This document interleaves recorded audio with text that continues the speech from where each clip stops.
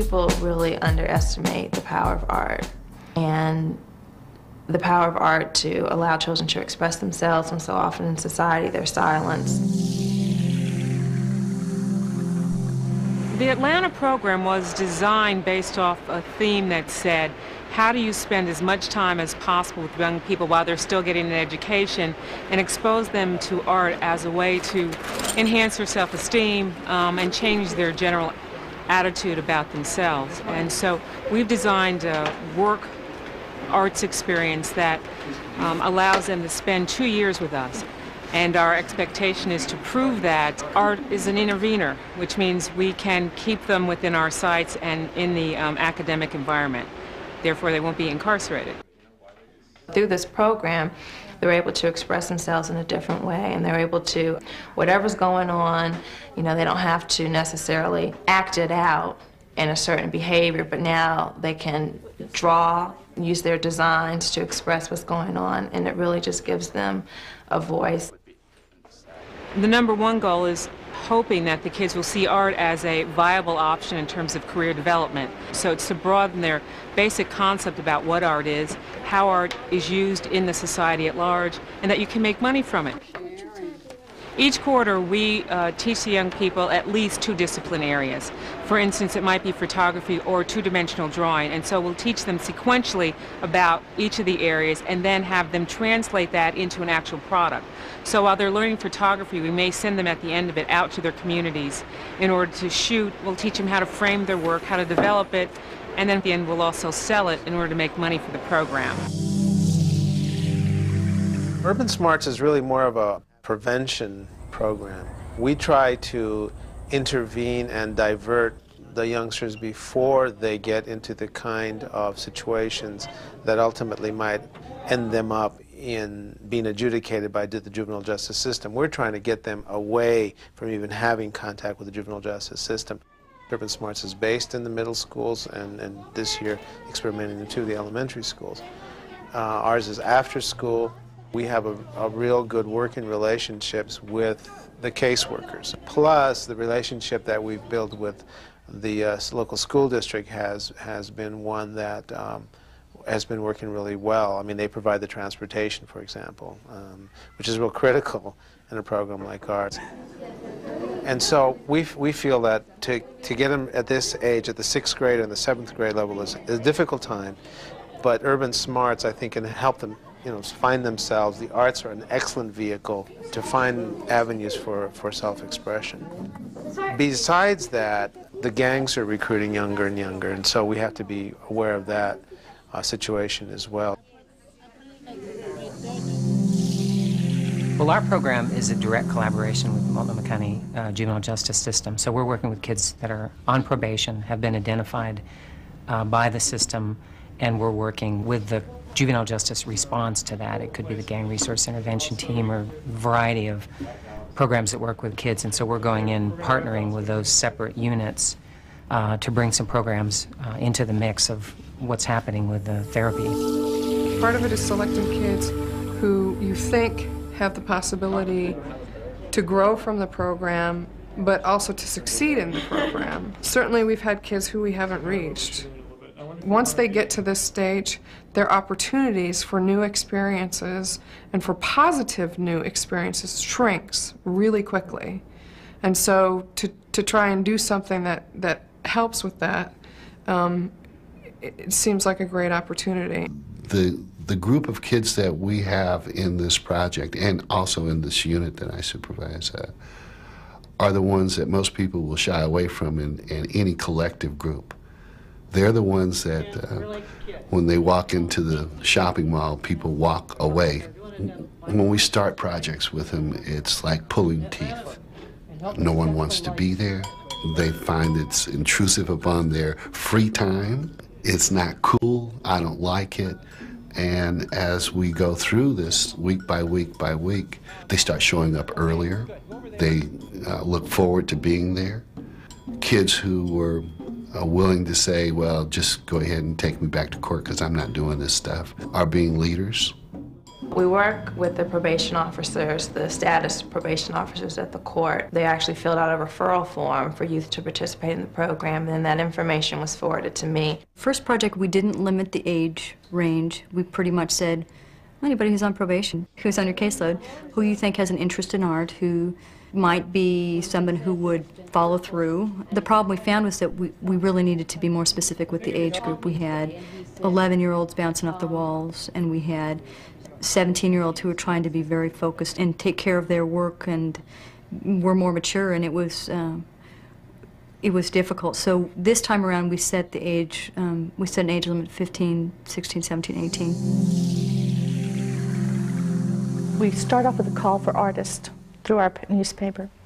We generally get between 30 to 70 applications of different professional artists.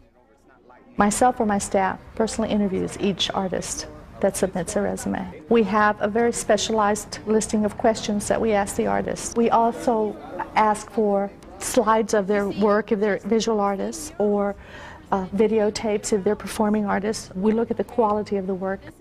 Once we get past that stage, we go into the panel stage.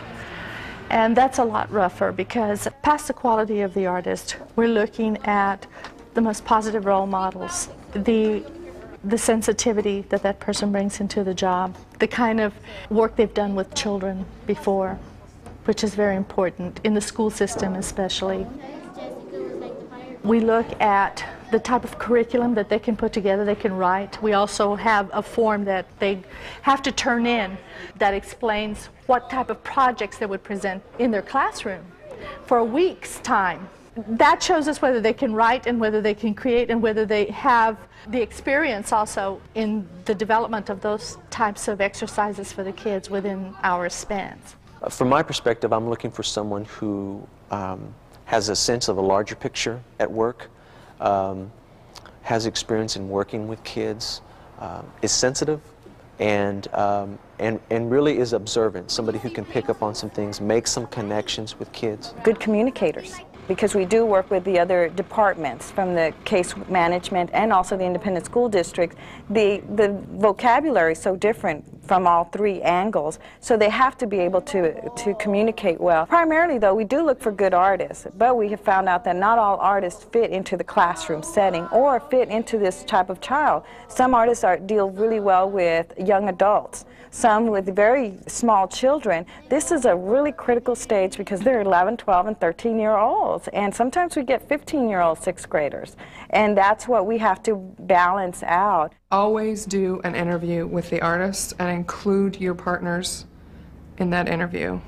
So, because their goals are different, because they come from a social service point of view, they're going to be able to kind of sniff out someone who's not going to work well with their population of kids better than you probably are. You're going to look for the artistic quality of what that person does, but the other kinds of qualities of working with at-risk kids, and sometimes fairly highly at risk or even kind of beyond risk, kids who are already into trouble, having your partners at the table is a really key element.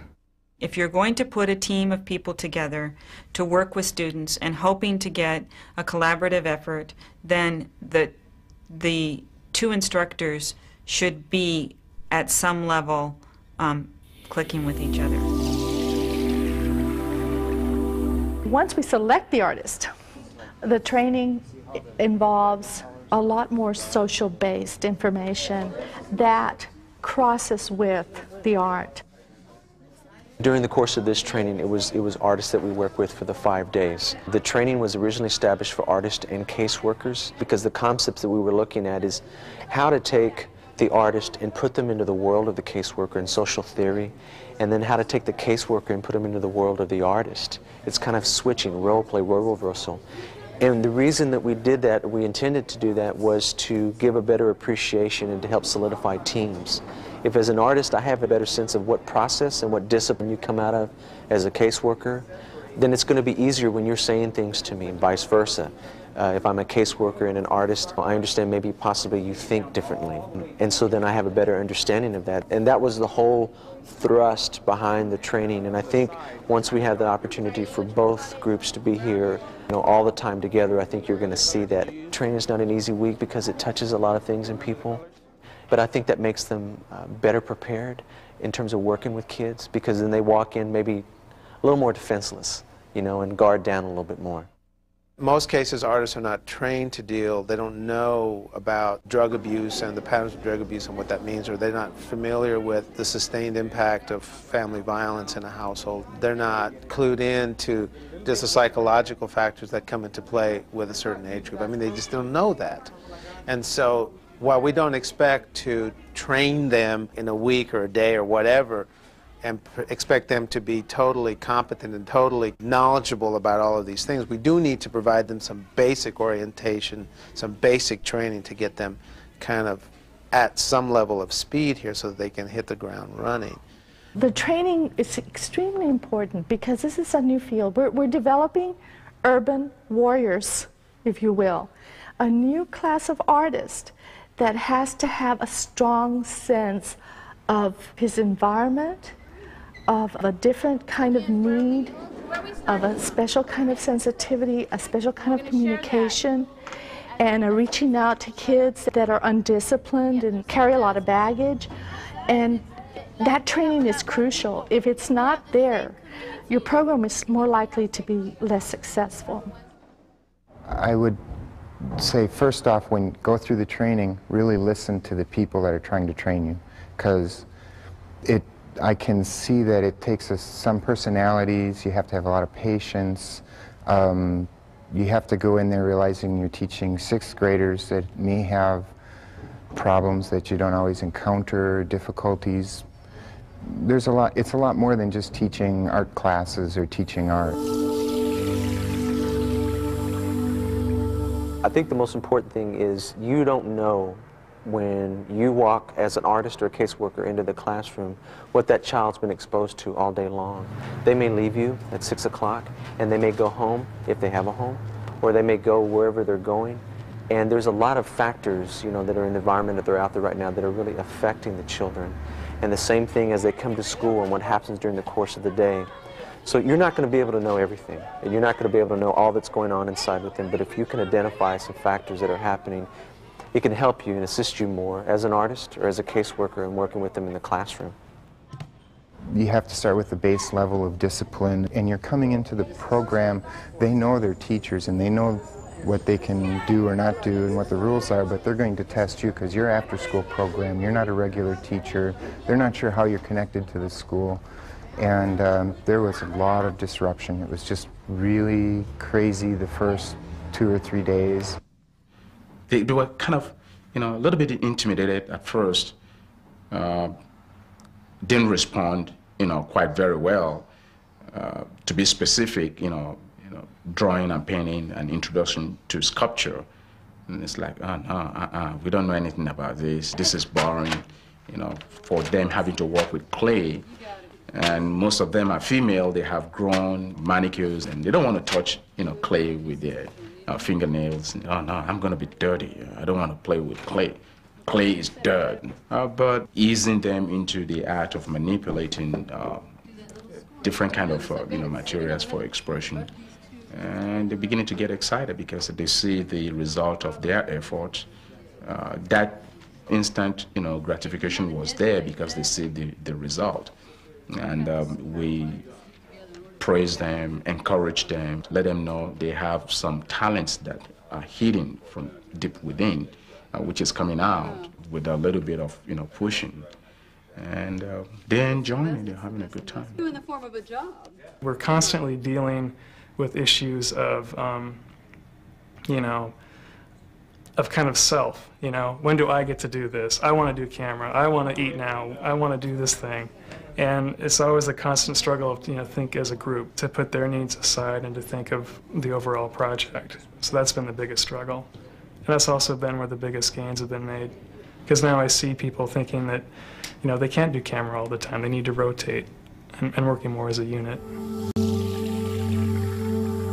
We found out that we needed to be a lot more flexible in the office in accepting work that the artists were putting together that was much more interesting, but were quick projects, especially the first maybe 5 to 6 weeks of the program, because that's the time that the children either bond with the artist or they don't. And if you come in with a slow curriculum that's going to teach them lifelong skills, you'll bomb out big time. Because these kids are there because they don't have to be, because they want to be, and their parents want them to be. So the curriculum was very different. It was creative, short, success-oriented projects, which start off in the visual arts. In the performing arts, lots of movement because they've been in class all day long. Lots of interaction, lots of really fun things that in communication that went on with theater. The literary arts have the hardest job of all because you ask them to go back and write, and that's tough. That's like another academic class, and they will balk at it. They had to come up with different types of approach to writing. So we had to redesign the entire curriculum after the first year of implementation. I found out I had to think on my feet all the time, deal with the kids in a way that kept them interested and kept them motivated. This one time, I had a planned activity and it just wasn't going to happen. They were not interested in sitting down and listening, so I had to kind of set a certain aura to the classroom. And I turned off the lights and I started banging on the table, tick, tick, tick, tick, tick, tick, tick, tick, tick. And they're like, what are you doing? And freaking out on me. And then I turned it into a story because I knew that was the only thing that was going to grab them. And once I grabbed them, they were paying attention so much they started asking questions and challenging my story, saying, well, wait, how could he have done this if he didn't have any legs? You don't create an environment that is too structured, that is, very stiff. Not like the kind of environment you experience in an art school. Create a little bit of, relaxing atmosphere for them to feel comfortable in order to get the best result, out of them. And constantly observe, be very, very observant, and look for feedback. Talk to the kids, open up, and you get a better result, out of the kids. Be ready to be flexible if you plan to be a part of it, and be ready to pull your hair out. No, I'm just kidding. I'm sorry. Be ready. Just be flexible, because there are days, we have rough days, because the students do not show up. You call parents and they're thinking they're here. So there's a lot of things we have to deal with. Let this be a lesson to anyone listening. Beware of photocopying, hundreds of pages, hoping that your students are going to read them. And stick with simplicity. No matter how many times I have tried to get students to read printed material, it's almost always futile. You have to be completely adaptable, and you have to realize that even though you yourself probably have a very definite way of working, they want to exhaust all the possibilities that they think of. They haven't had the trial and error that you have had, and just to let them stumble and find their own way. He pushes your buttons. He irritates you. So what are you going to do to make it different? Yeah, walking away doesn't always work for Andy, especially when we're downtown. We try to walk away, but he just keeps following us. What we have to decide here is, how do we deal with someone who sometimes crosses that line? If the student, for instance, is not participating or cooperating with the artist, we have what they call a timeout, which we won't allow them to come back for one day. They'll miss one day of Urban Smarts. And when they return, they know that if they want to continue with the program, they better participate and cooperate. I had 3 girls weren't listening to me, and they were behind the teacher's desk up on that's on a dais, and they're not supposed to go back there. They know the rules, they're not supposed to go back there, and this just happened a couple weeks ago. It probably would have been very different had it been in the beginning of the program. But I kept calling them saying, you can't be back there, get back from there. And they wouldn't, they weren't listening to me, and I kept getting distracted with other things going on in the classroom. And finally I said, okay, and they started like drawing on the chalkboard and having rulers and acting like they're the teachers. And I says, okay, you can be the teacher today. And I sat down and started making an art project. And they started like giving directions to the students, and it was going pretty good. But then I started acting out, where I wrecked my art project and threw it on the ground and started poking the student next to me and just being disruptive and loud. And I don't want to do this, I want to dance, you know. So I got up and started moving around like dancing, and I was leading students and egging them on to come with me. And the girls were, Mr. Martin, sit down and be quiet. Mr. Martin, sit down and be quiet. And like I said, that never would have worked in the beginning, because they just would have gone crazy with that. But that was I felt like a turning point where we developed a level of trust where they could go, he's being crazy, and now we have to be the adults with it, so it doesn't get out of hand, so we don't get into trouble or anything. So that was probably it. What's important about collaboration is each of the partners really trying to understand the other's role and what we can each bring to the table. I think demonstrating commitment over time and learning over time about roles and about where the other partners are coming from is very important. That's what builds a strong collaboration. Then as we get into the actual program design, that plays out in things, for example, like the partners being involved in interviewing the artist and in deciding really what the activity will be. It isn't just our decision. That's why the process is often a slow process of learning about each other and coming up with a program that can really impact that child's life. You may think that you know something a little bit better than they do, and they may think that they know something a little bit better than you do. But I think having a project that's successful and working really hard to do what it takes to make a project successful, even if it means that it's taking you more time than you think it should, the walls come down. You know, the barriers to success start to come down.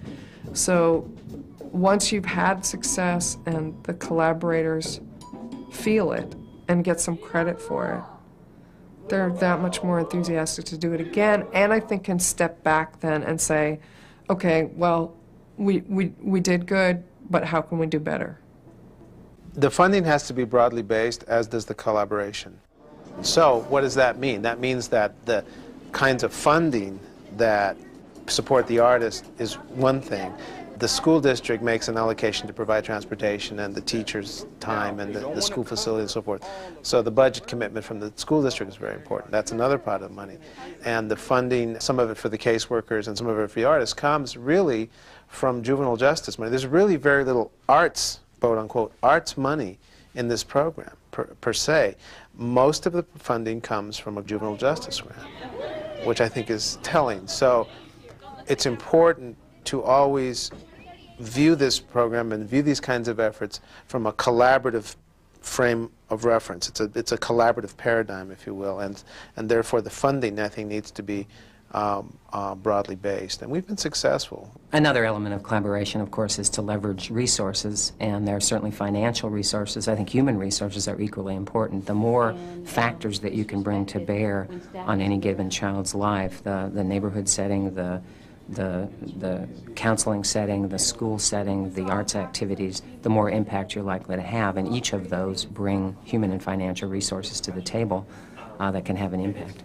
Where we stand at this point is our resources are fairly limited. We get very limited funding from our government. We get some private support. We get funding from individuals, and then any revenues that we generate on our own for the program. So it's a host of resources, but earned income is a primary tool for us. What it's really about is making the case to key leaders, be they elected officials or key community leaders, that what we're doing and what the arts are doing for the community is really important. And we've actually had success at making that case. And so we've seen some of our funding increase even in a climate of kind of anti-government, anti-public sentiment, because I think we have some really tangible things that we are doing and that there are other arts organizations that we fund are doing. Tenacity is a great quality for this work, and a passionate belief in what we're doing. Evaluation is important for two reasons. First, evaluation, I think, helps you to look at what you've done and what you've done well and what you can improve. I think that's always important, to try to improve on what we do. The other piece of it for us has been that We have known, those of us who have worked with youth and the arts, that we can have a positive impact with youth. But most of that information has been anecdotal. So it's been really important to have a pretty strong layer of research and evaluation that can really document to the field and to people who are thinking about funding projects with youth that these projects really do have an impact, and we can measure it, and we can say it's worth doing for these reasons. The society that we live in, unfortunately, is a numbers crunch, show me results, and that's the only way I'm going to fund this program. And so now I understand the importance of demonstrating and proving that these youth art programs actually work and actually do work to prevent juvenile delinquency. I think this project will prove to them, we hope, at the end of the 2-year cycle, that in fact we can transform lives. We can make a dramatic difference, not just for the young people we're involved with, but for their families. We can create a new outlet for the court system. And I think that will prove to them through this elaborate evaluation system that we've put together that we're viable. We focus on, quote, at-risk youth, okay, in, quote, inner city schools. But they're, you know, all children at this age, are at risk. I don't care how affluent they are. We could operate urban smarts throughout practically every middle school in this city, even in the suburban, quote, wealthier areas of the city, and still be fulfilling a need.